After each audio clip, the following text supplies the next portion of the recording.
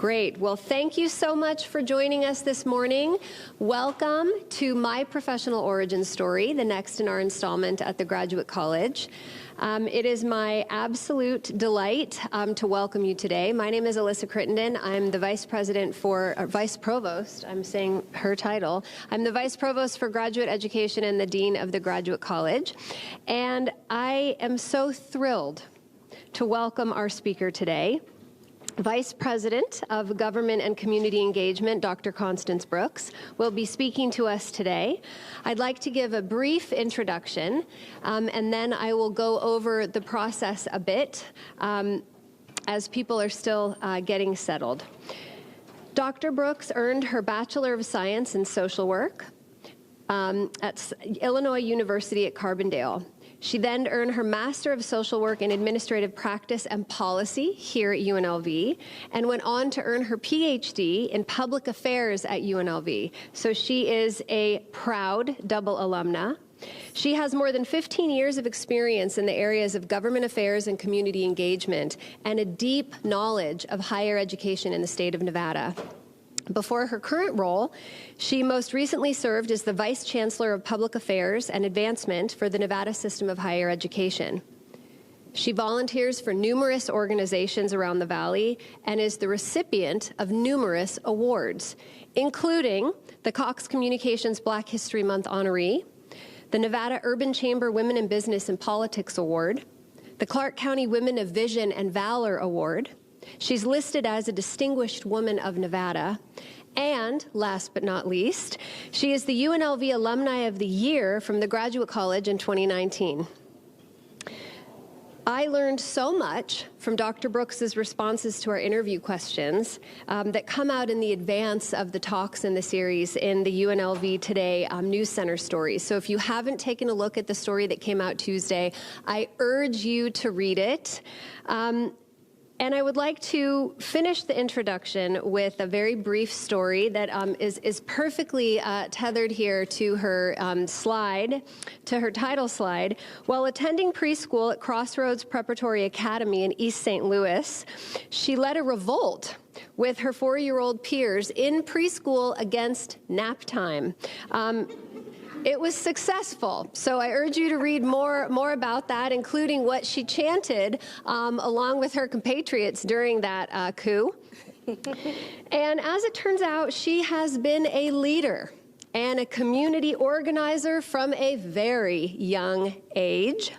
So the way that it will work is I will hand it over to Dr. Brooks momentarily. If you have a question that arises during her talk, please raise your hand, and one of the Grad College staff will provide you with a pencil and a note card. You can write down your question or your comment, and we will then collect them, and I will moderate a question and answer period after her talk is over. So without further ado, please join me in welcoming Dr. Brooks, who is going to tell us about her professional journey. Thank you. Thank you.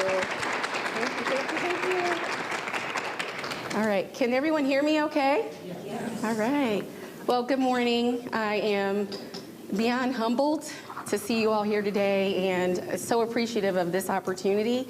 And I'm hopeful that there is something that is said here today that becomes an inspiration or becomes of help to someone that's listening. So I just want to say thank you for the opportunity. Dean Crittenden, thank you for your leadership in the Graduate College. My second favorite unit on campus, because government community engagement obviously is my fave. We'll take it. Okay. But I have a lot of fond allegiance to the Graduate College. So I just want to say again, thank you. I also want to say hello to Mommy and Daddy back in St. Louis. Thank you for tuning in, and also to other family and friends that are tuning in as well. Thank you very much. And then last but certainly not least, I want to thank my peers and colleagues who are here today. Team GCE, Government and Community Engagement. The hardest working, smallest, and mightiest team on campus, might I say. Truly an honor to work with you all every day and in the busy schedules that we keep. I'd also like to thank my colleagues from Cabinet that are here today and those that are tuning in. It is an honor to serve with you all and to manage both the successes and the challenges that face us on a daily basis as we lead this institution. So thank you so much. And also to Dean Reyes, who provided such a great example in her professional journey. I appreciate your authenticity and being vulnerable, because that's something I'm going to try to struggle through today. And then also Dr. Whitfield, President Whitfield, for being the first to set us off on this important engagement and for the vulnerability that he showed. This is just a great opportunity for our campus to come together, to learn from one another in order to help ourselves, but also to help the mission of this institution. And so again, I'm just very grateful. All right, well, let's get the party started. So I cannot start about my professional journey without talking about the tremendous, and I'm going to cry, and thank you, Dean Reyes, for showing me that it's okay to do so. But my parents are the most amazing people that I know. And I know that everyone says it about their parents. My parents met each other at ages 14 and 15 and started a beautiful love relationship that has lasted over almost 60 years and a 50-year marriage. And on March 10th, they will be married for 51 years. And I'm super proud of that. They came from an impoverished community, East St. Louis, Illinois. Both grew up in the projects. Both are first-generation college students. But because they met each other so young, they decided together that they wanted different for themselves, they wanted better for themselves, and they wanted to change the family tree on both sides of their families. They wanted to change the family tree. And they did it. They were successful. They went to college without having any examples before them on how to navigate and be successful, but they were. They had no models of lasting marriages in their families, but here they are, and they still have the longest marriage in our families on both sides.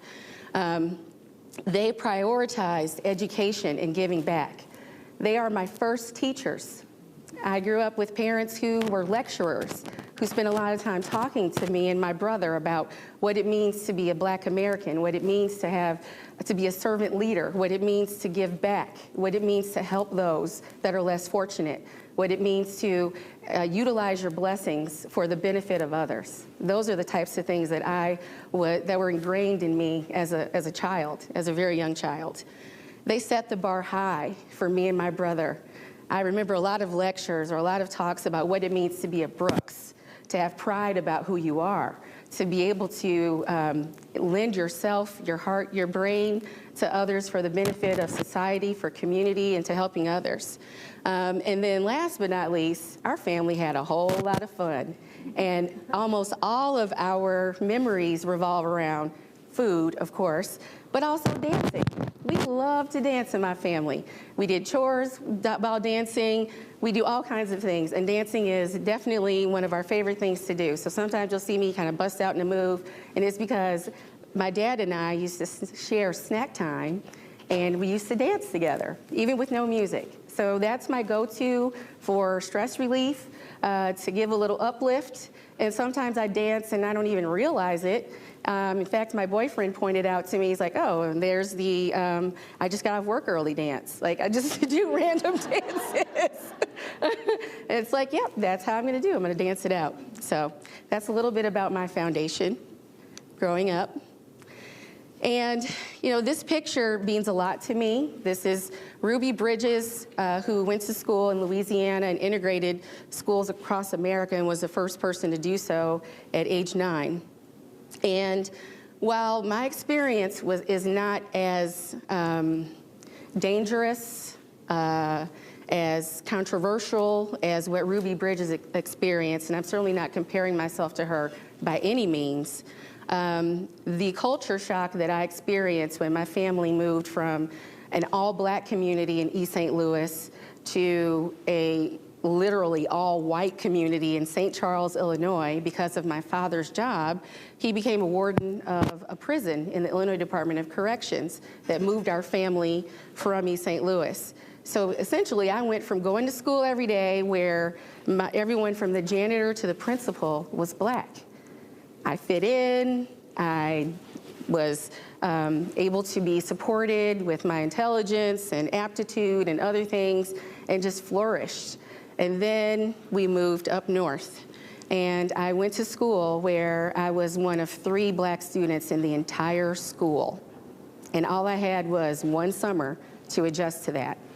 So in addition to having to understand how to navigate between cultures, I had also grown up with these teaching parents that were very much into, being, having pride about your identity and about being a Black American, that I was familiar with Ruby Bridges. So when I was 11 and going to school at this white school, I was like, oh my gosh, is it gonna be like Ruby Bridges? Is it gonna be people throwing things at me? All these things. So it was 1986. That was not gonna happen.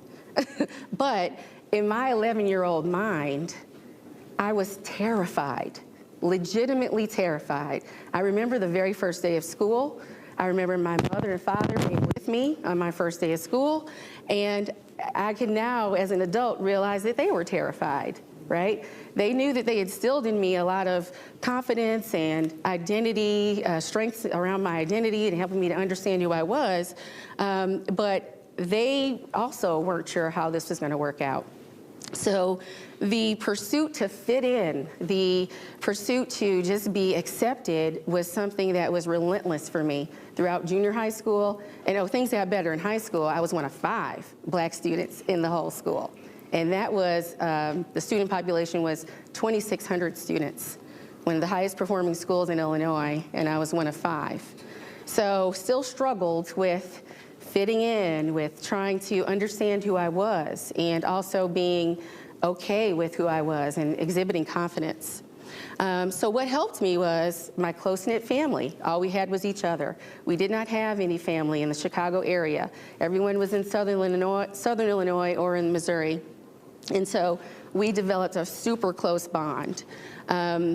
Church and faith became extremely essential to the strength of our family. We spent a lot of time at church. My parents made sure that my brother and I were very engaged in church and understood that foundation. They were also noticing things like the disease to please, right? Meaning that I wanted to fit in so bad that I was maybe doing things or thinking about things that were inappropriate or maybe not aligned with who I was and my core identity. And so they had to do a lot of course correction to make sure that I stayed on the right path.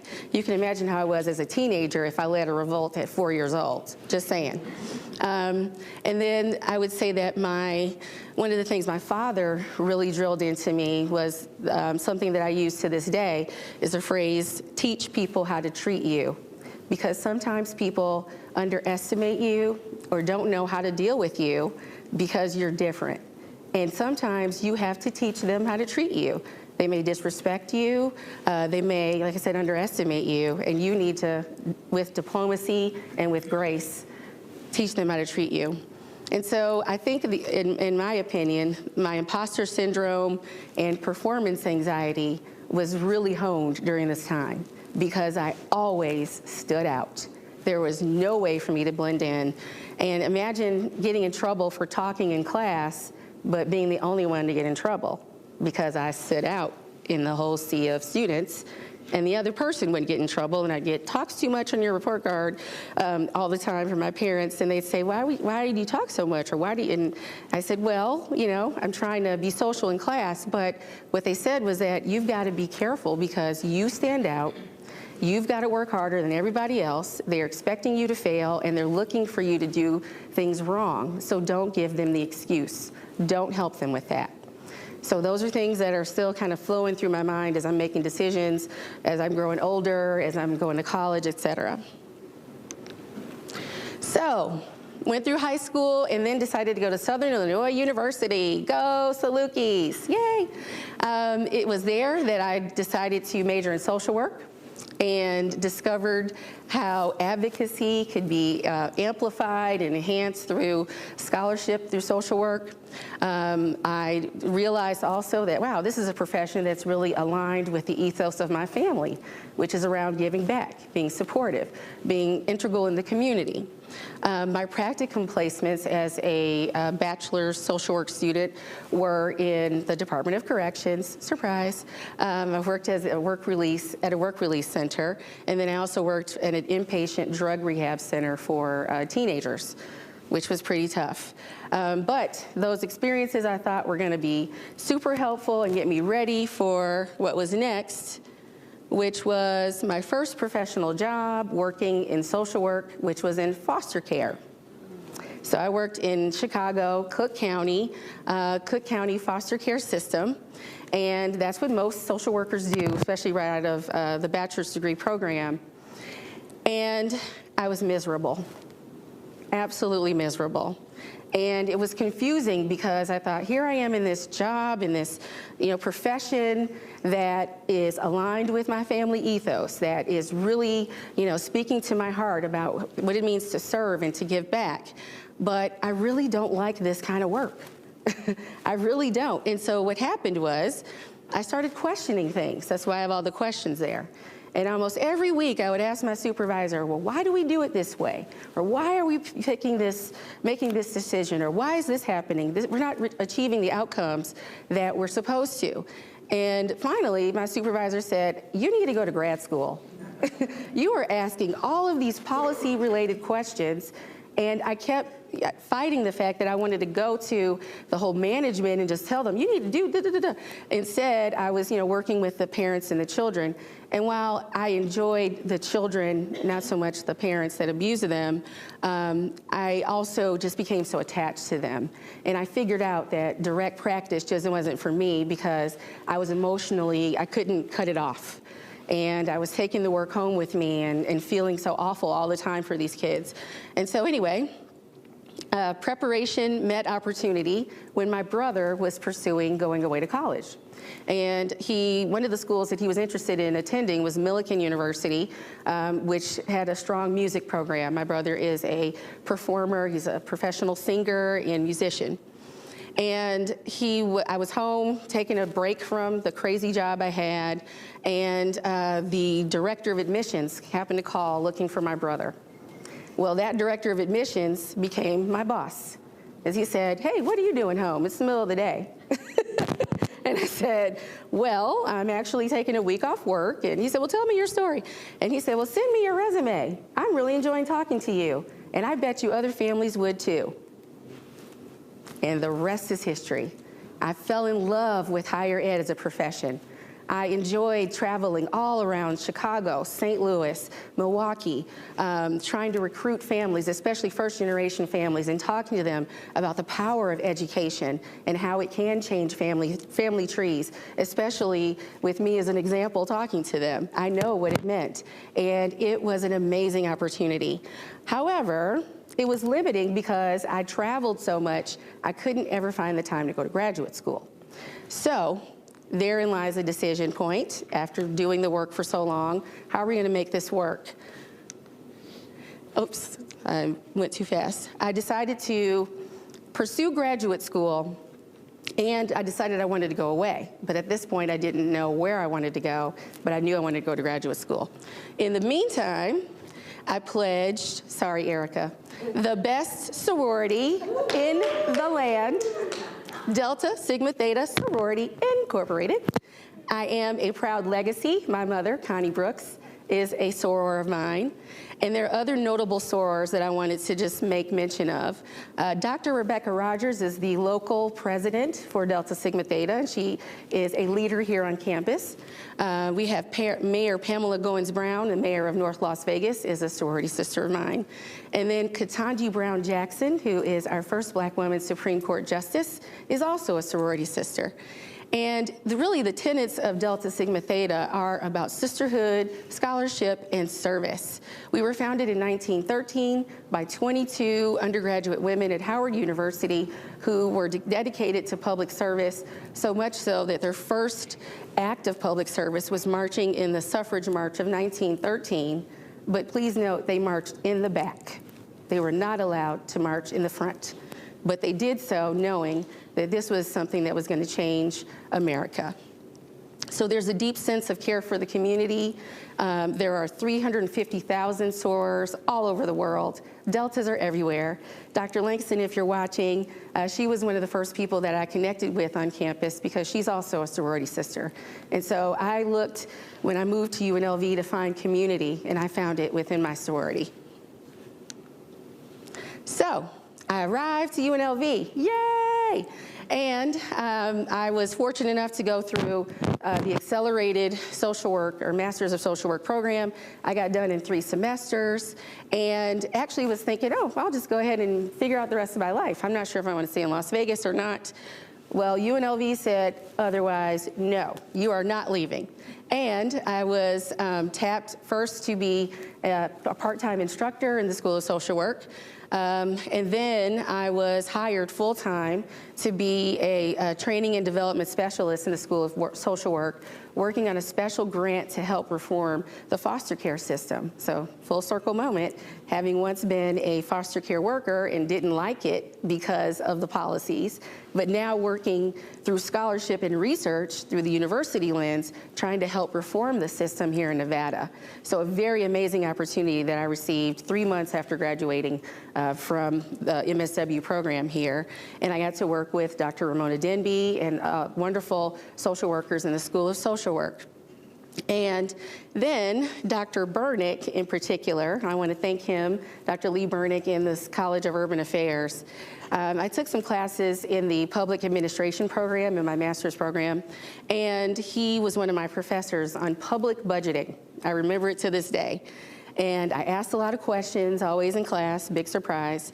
And at the end of the semester, he says, you know, we're starting this new PhD program in public affairs, and I think you need to apply for it. You should be in this program.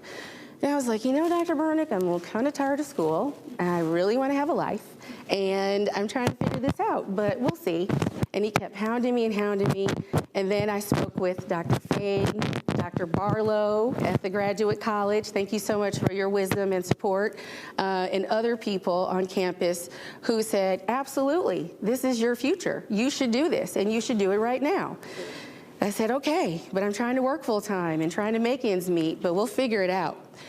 So gratefully, through the shepherding of Dr. Burnick and my wonderful dissertation committee and the caring professors that were in the College of Urban Affairs, I was able to make it through, even while working full-time at the legislature or working for Clark County and going to the legislature every other year and having to take time off. So it was a long pursuit in 7 years, but I made it, and so very glad to be in an elevated, I guess, educational level to be able to help and to do more. So while working for UNLV, I also, in pursuing my PhD, I had a class that was on organizational development. And one of our lecturers was from Clark County, and he was the director of organizational development. And I asked a bunch of questions in class, like always.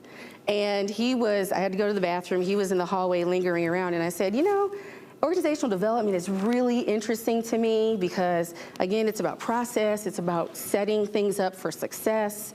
You know, we had this long conversation, and he said, we have a senior management analyst position open at the county. I think you should apply. And I said, okay, well, what does that do? I don't know what a senior management analyst is. And he kind of explained it, whatever, and I did some research, and then I knew a couple of people at the county, and I got the job. And that was pretty amazing because I was assigned to working with the county manager and with the 7 county commissioners. And I didn't mention that I'm not really into sports, and my favorite sport is politics, right? And so because of that, I had, you know, the experience of working on the 6th floor, that's what they call it at the county, working for the county manager, working with the commissioners, and the county manager, who was Virginia Valentine, who's now the Nevada Resort Association CEO. She said, you know, we have an opening on our lobbying team. I think you would be great. And I said, you do?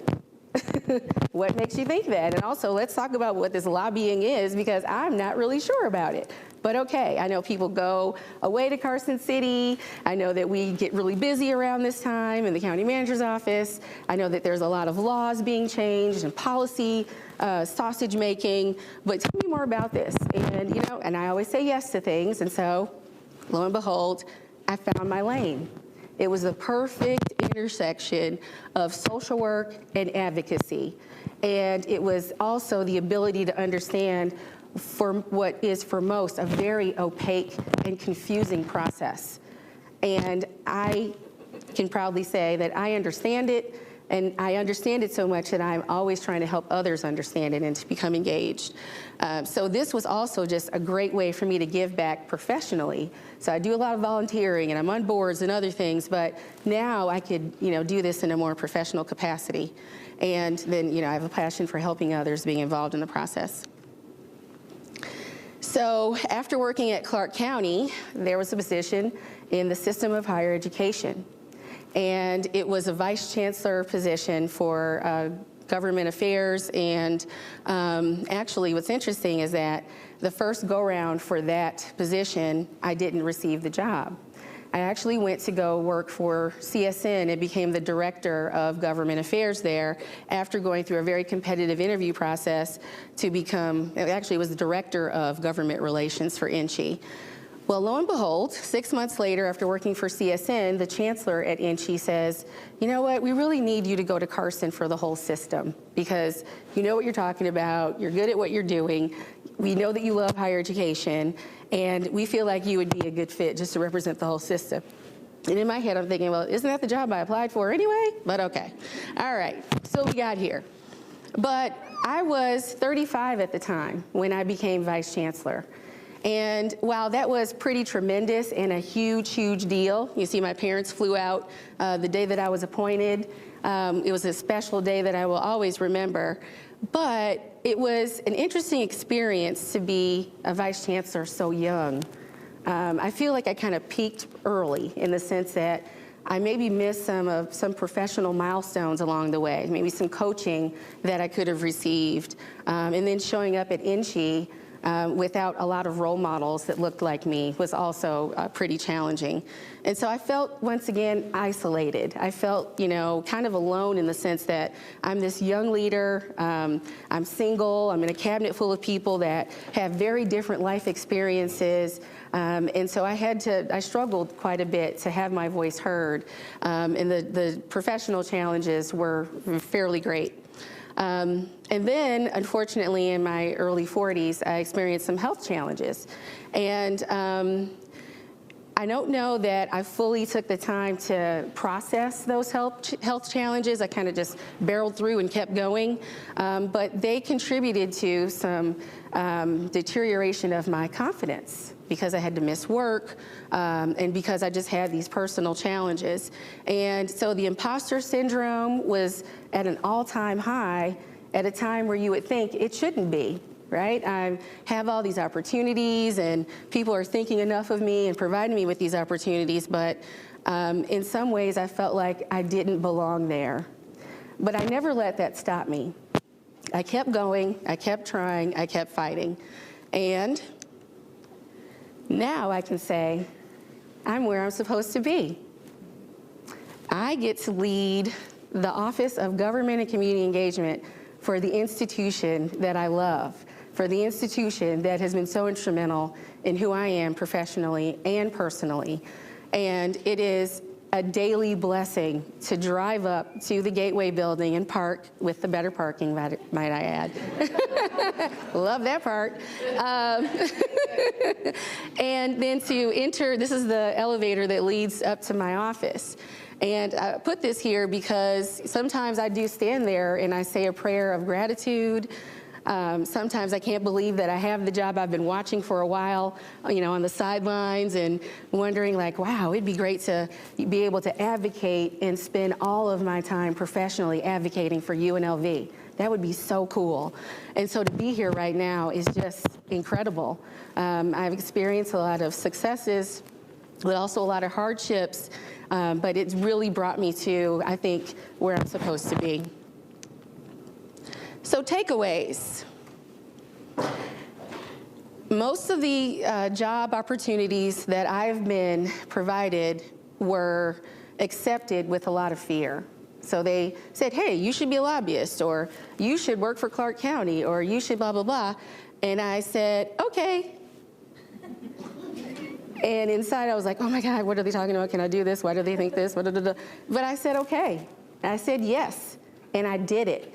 Because I figured if they saw something in me that I didn't see myself, it's probably there. So I need to go ahead and use this opportunity for what it's worth. Take advantage of it, because you never know if another one will come your way. In addition, I couldn't be afraid to fail. I am a risk taker. I really am. Even though I overanalyze and overthink every single move I make, I do take a lot of risks, and I am okay with failure. Being laid off at MGM was one of the most difficult things that I experienced, because even though it was pandemic related, because my imposter syndrome was at an all-time high, I felt very personally attacked. And for someone who is a career woman and puts a lot of worth and value in my work, being laid off was it was really challenging, and it shook me for quite a bit, and took me a while to build my confidence back up. But I always demonstrated gratitude. As you know, I did ask a lot of questions, probably was annoying to a lot of people, and still am, but that's okay, because asking questions for me equates understanding better, and also giving me an opportunity to help others and to learn more. Teaching people how to treat you, making sure that people respect you. Being liked doesn't always mean being respected. And I think I'm a pretty cool person to get along with, but there are situations where people take advantage of me, or people underestimate me. I am a woman of color. I also look younger than I am. And so I consider that a triple threat sometimes. And people just don't know what to do with that. I will continue to strive for excellence, because that's what we had to say every day in preschool. It was a wonderful thing, right? And I'm sitting there, I was 4 years old, I'm thinking, okay, I don't know what this means. But it's something that I will say out loud to this day, because it was such a motivating chant or mantra to have, that really, I think, centered a lot of those students, including myself. And then service is the rent you pay to live on this earth. I'm sure you all have heard that before. I firmly believe that we each have an obligation to help each other. That comes from what I was taught as a child, from my parents. It comes from my sorority ideals and those that I hold very high. It comes from the examples that I've seen both at this university and throughout my life. But service is the rent we pay to live on this earth. We have an obligation to help each other. And then lastly, dance it out. You always got to dance it out. Sometimes I dance it out between Zoom calls. Don't tell Dr. Whitfield. But sometimes you got to give yourself a break and dance it out. So now, I'm not sure what I did on time. Let's see. One of the things that I wanted to do, because anybody that's a good social worker and a good advocate is going to seize every opportunity to get others to help. So with that, let's talk about how you all can be engaged in the advocacy process of UNLV. And what I like to do when I'm talking to others about how you can become engaged is I'll start with this question, and I want you to be honest, but don't feel bad if you don't know. How many of you know who represents you in the electorate? Meaning, how many of you know, raise your hands, if you know your senator, assembly person, your school district person, et cetera. Okay. You know what? I've been doing this talk for about 10 years, and each time it's about 10% of the audience. So don't feel bad if you don't know.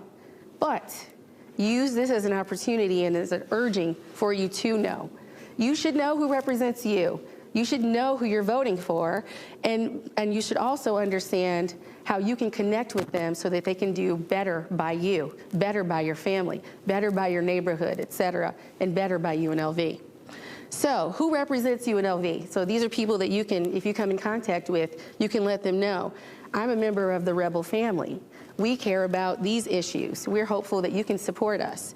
So Fabian Donyate is the state senator, also a UNLV alum. he represents UNLV. And then we have Howard Watts, who is in District 15, and he's a state assemblyman, also a UNLV alum. We have Jim Gibson, who is a county commissioner. Byron Brooks is our Board of Regents representative, and Brenda Zamora is our Clark County School District representative. So these are people that are responsible for policy and laws that surround our campus. And so they're very central, and these are people that I interact with on behalf of the university. So with that, I just want to say thank you. You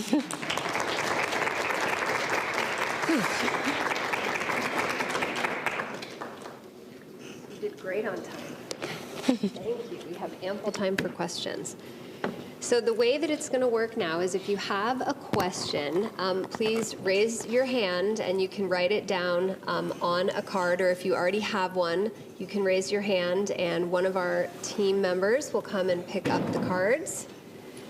And while we're doing that, I'm going to move to the side and ask the first question.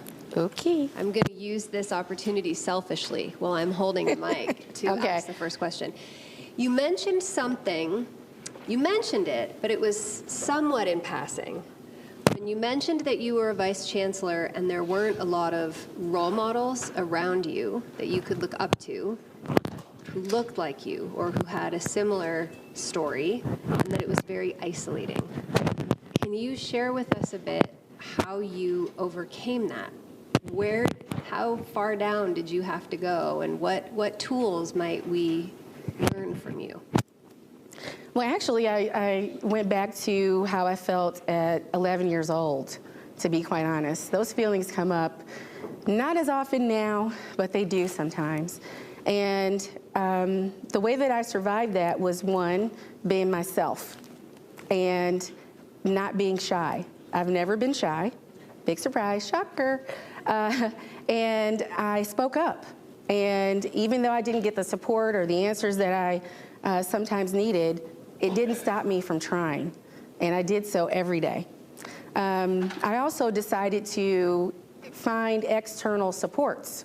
So it was then that I decided that I should look at, on a national scale, what's happening in higher education and how I could expand my network such that I would be able to have a little kitchen cabinet of leaders from across the country that I could learn from and that I could form community. I joined national boards at this time. That was my first time. Even though I was with the NASW, National Association of Social Workers, I was in the Illinois chapter or in the Nevada chapter, but didn't really have any national board experience. I did a presentation for the Association of State Colleges and Universities for government relations, and then pursued the opportunity to be part of that task force. And so there I found community too, because in addition to feeling isolated around not seeing anyone that looked like me on an identity basis, there aren't many people who do higher education government affairs. It's a very, very unique lane to be in, and there aren't many of us across the country.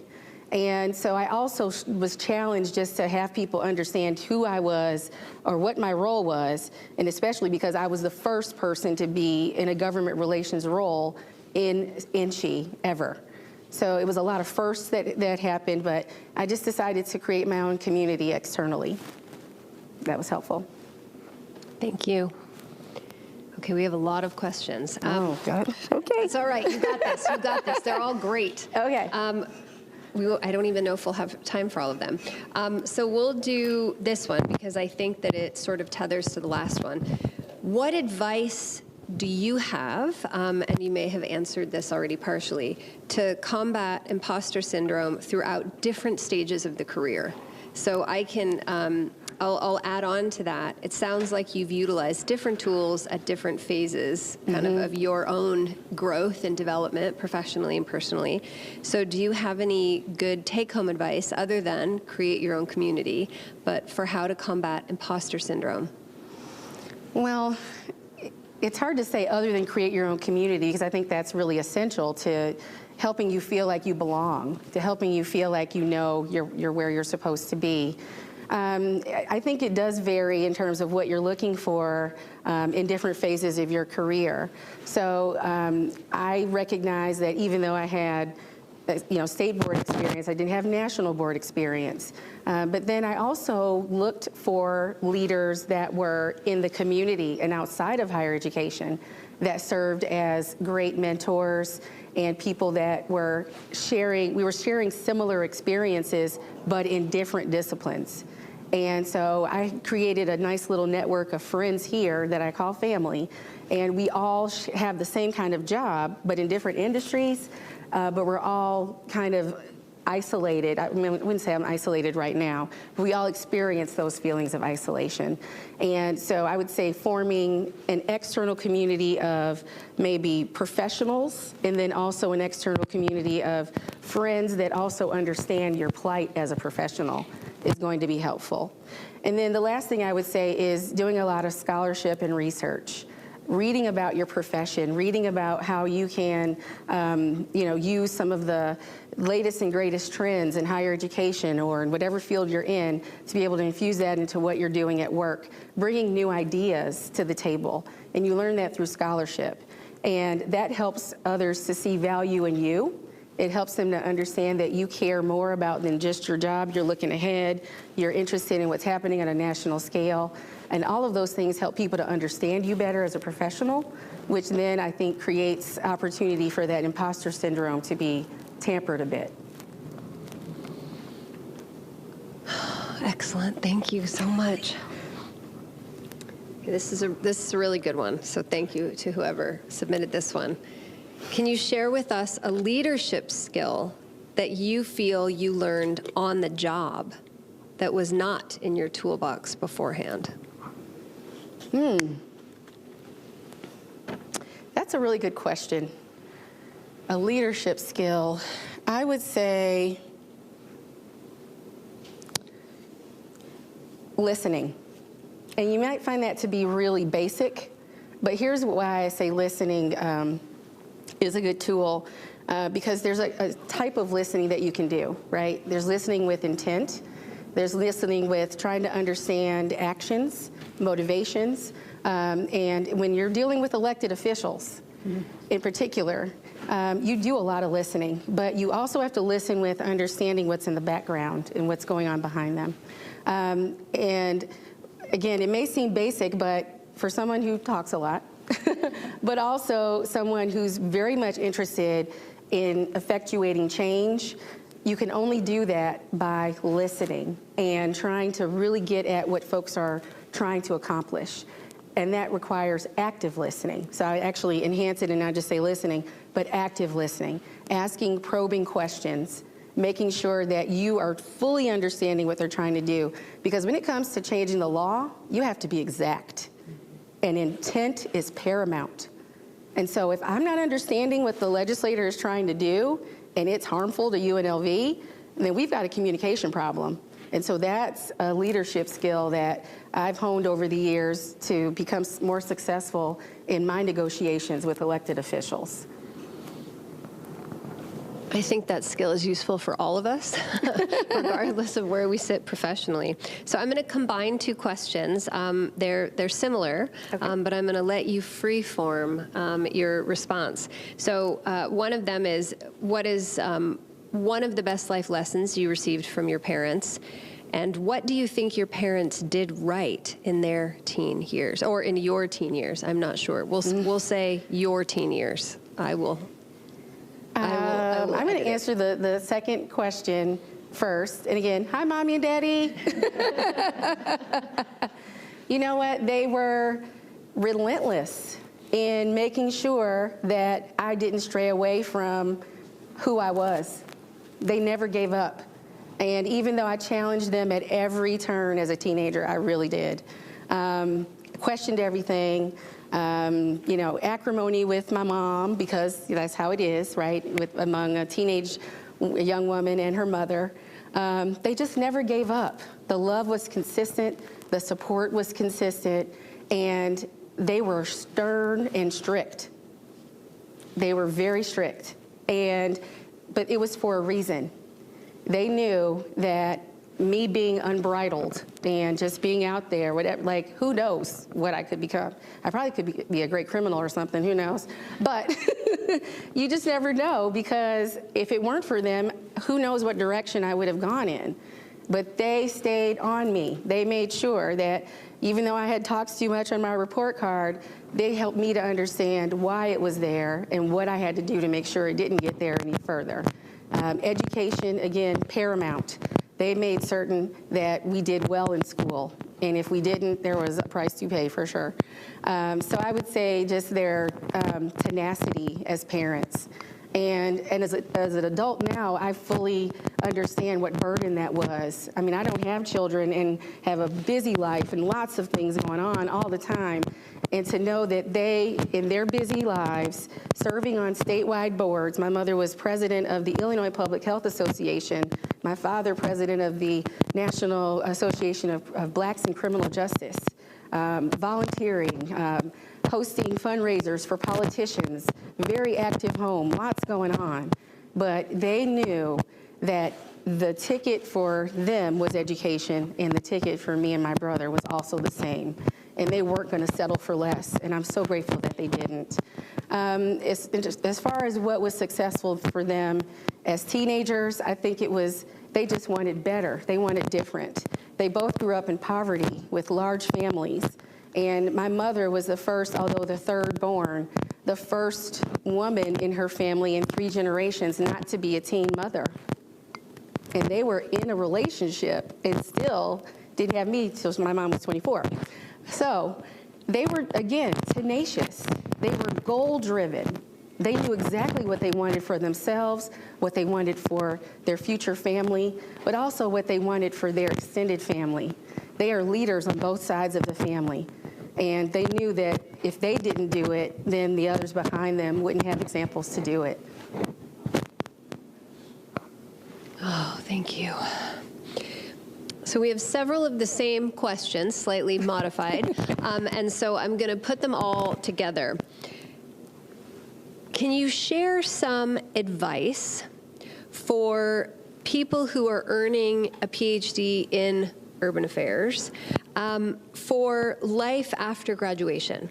So kind of postgraduate career pathways, whatever they may be. Can you dispense some wisdom for those students? Happy to do so, because I love to talk about PhDs and dissertations. And why is that? Because I want to see more people who look like me get them, okay?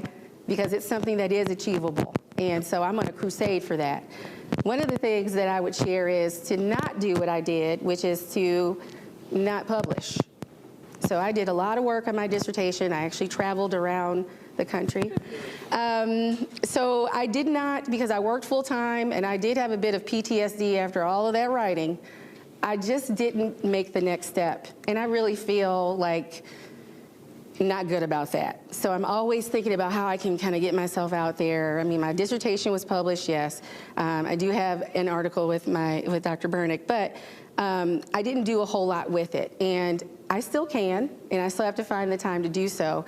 So I guess what I'm trying to say is don't let time go by such that you don't publish from your dissertation. Please do that immediately. Don't take a break. The other thing is to get comfortable with being called doctor. It always seems a little like, wait, are they talking about me? Did I actually do that? Okay, I did. But get comfortable with it. You've earned it. It's something that you should be proud of. And then I would say, too, that figure out how you can help somebody behind you. Be that example for them, because the dissertation process is arguably one of the hardest things I've ever done. And I wanted to quit several times. In fact, my mother still has a text from me. It was, I think, maybe I was close to defending, and I was just really, feeling low, and it wasn't going to work out, and blah, blah, blah. And she sent me an encouraging text, but she held on to that to show me, look at how you felt and look at how far you've gone. You know, what a tremendous blessing to be celebrated, right? So I feel like it's my obligation to make it better for those behind me. And so if you are in the room and interested in your PhD or pursuing it, let me know how I can help you, but also think about how you can help somebody else along.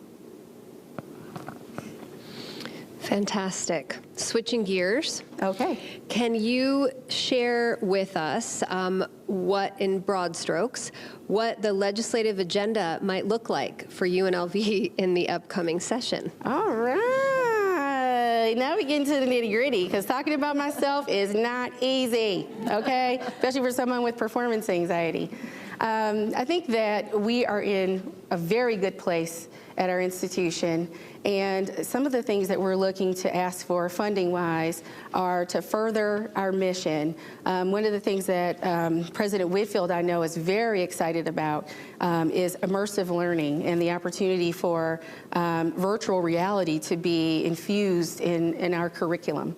And so we're looking for funding to support that opportunity and to bring technology more into the work of what we're doing on a daily basis academically.